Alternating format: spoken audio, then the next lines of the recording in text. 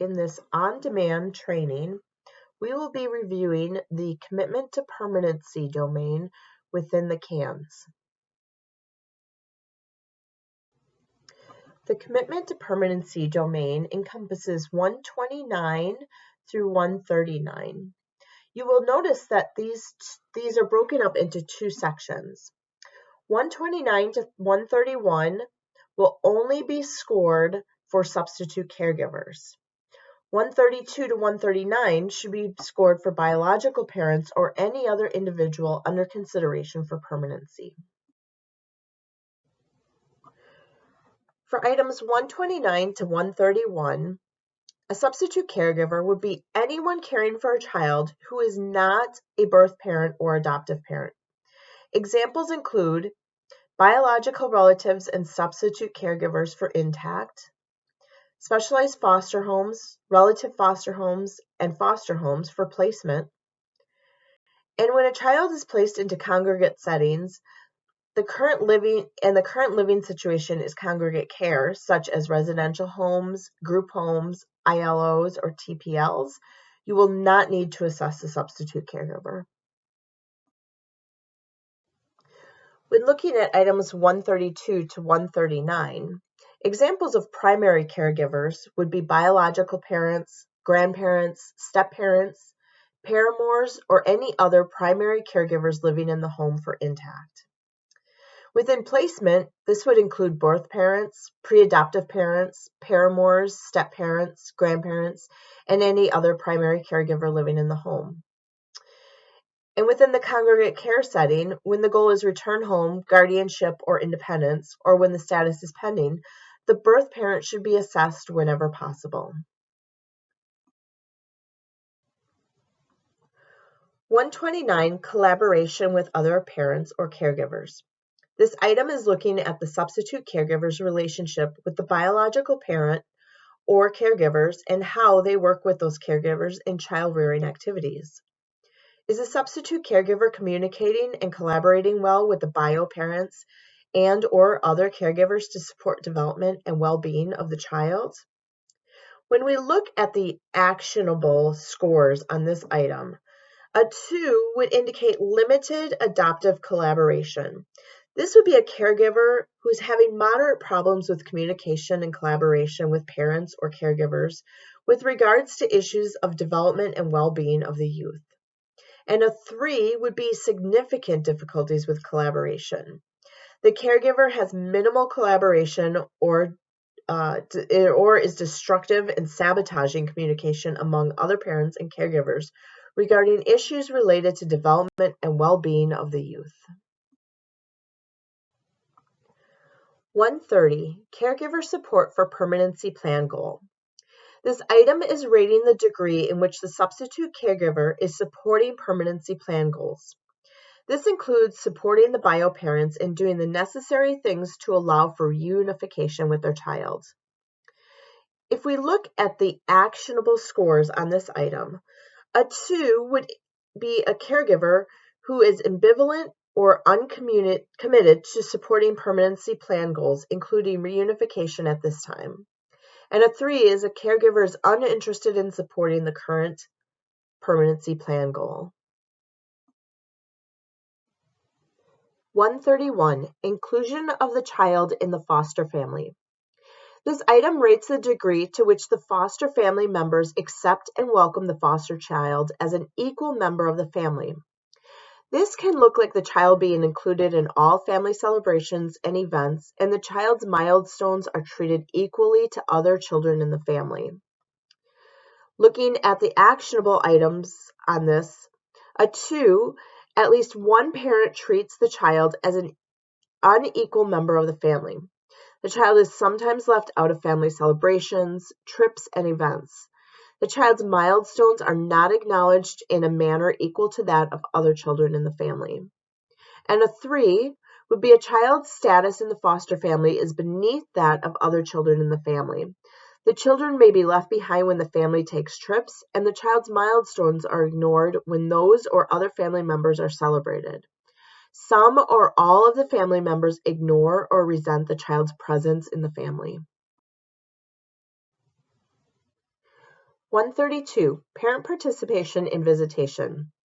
This item rates the parent's attendance at visitation. It also looks at if they are actively participating in activities with their child during those visits. Are they on their phones or distracted during those visits? For intact cases where there is no visitation plan, this can be scored a 0. Looking at the actionable scores for this item, a 2 would be a parent who sporadically adheres to planned visitation, and a 3 would be a parent that does not participate in planned visitation. 133. Relationship or contact with caseworker.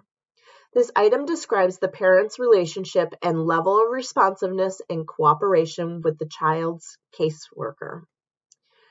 Looking at actionable scores for this item, a 2 is a parent that is inconsistent in their response to the caseworker's requests or input. And a 3 would be a parent is unresponsive and uncooperative with the child welfare caseworker. They may be actively hostile or seeking to avoid the worker. 134. Involvement and treatment. This item is looking at the parent's participation in any suggested or mandated treatment programs for themselves. It rates not only if they are attending treatment, but also if they are making progress. Even if there is no treatment plan in place, you will also rate their participation in service plans. Looking at actionable scores for this item, a 2 is a parent who sporadically participates in personal treatment, and a 3 is a parent who refuses to participate in personal treatment. 135. Parent involvement or parent participation. This item is rating the parent's participation in shared parenting activities. These could include school conferences, medical appointments, residential group homes, etc. Looking at the actionable scores for this item, a 2 is a parent that is involved in the child's life but only has minimal interaction over extended periods of time. And a 3 would be a parent who is mostly uninvolved in the child's life. They may not interact with the child. 136. Commitment to reunification. This item rates the degree to which a parent appears to be committed to doing the things necessary to allow for reunification with their child. Are they attending visits? Are they participating in therapy sessions or attending court appearances, etc.? For intact families with no reunification goal, this should be scored a 0. Looking at the actionable scores for this item, a 2 is a parent appears or reports being ambivalent or uncommitted to reunification at this time, and a 3 is a parent that is uninterested in achieving reunification at this time. 137. Responsibility in maltreatment. This item describes the degree to which a parent is aware of their role in the maltreatment of the child. They are rated on their awareness, even if they were only present and not directly involved. Actionable items for this include a 2, parent does not accept primary responsibility, they blame others, and a 3 being a parent who denies any role in prior maltreatment. The parent may deny that maltreatment took place or may deny any connection or any level of responsibility for the maltreatment of the child. 138. Relationship with abuser. If a parent is not the actual abuser, this item is looking at the parent's current role of contact and involvement with the perpetrator of the abuse.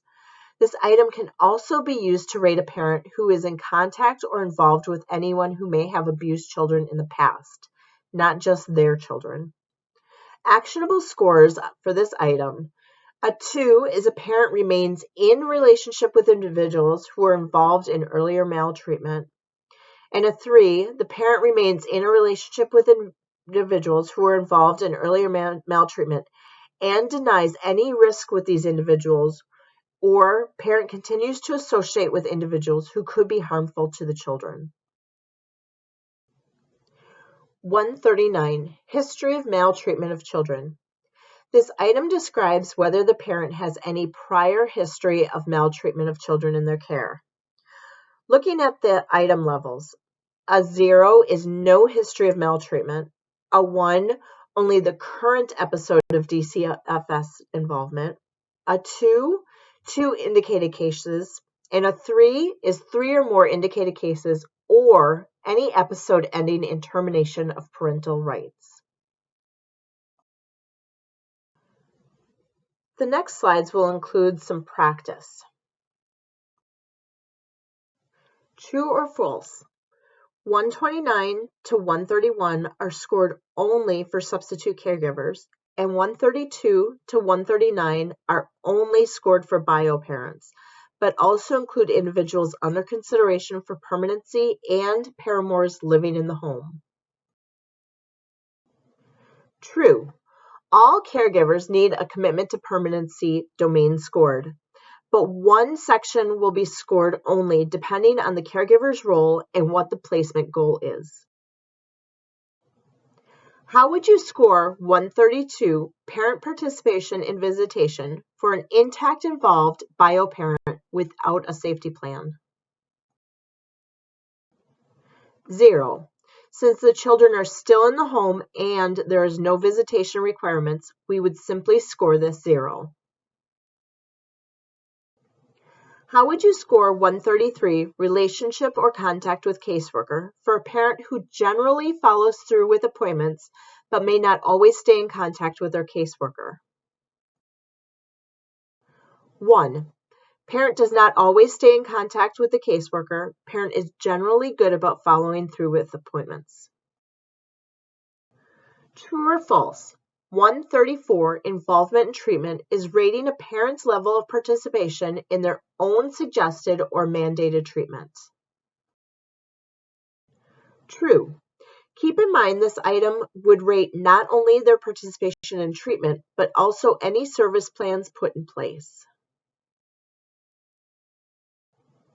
True or false? 135 parent involvement, parent participation should be scored a 2 for a father who is involved in the child's life but does not participate in the child's school activities or parent-teacher conferences while he is separated from the mother and living in a different home. True. Parent is involved in child's life but only minimally interacts over an extended period of time. True or false? 136 commitment to reunification should be scored 0 for an intact case where there is no reunification plan because the child is still with the parents. True. Since there is no NA option, simply score this item as 0 in this case. How would you score 137 responsibility and maltreatment for a parent who understands their role in a case coming in for corporal punishment, but there are still concerns about their belief in spanking with a wooden spoon? 1. The parent understands their role in the child maltreatment, but there may still be some concerns about their ability to translate that awareness into the prevention of future maltreatment. True or false? A mother who is still in a relationship with the paramour who abused her children, even though she knows the risks, would be scored a 2 on 138 relationship with abuser. True. What keeps this at a 2 versus a 3 is that the mother knows the risks. A 3 indicates a parent denies the risks and remains in the relationship.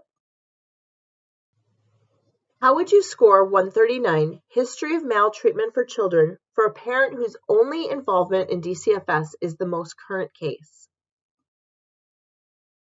1. Parents' maltreatment of children is limited to the most recent findings. They have only the most current episode of DCFS involvement. A PDF copy of this information can also be found on our website at https://sites.northwestern.edu/CANS/.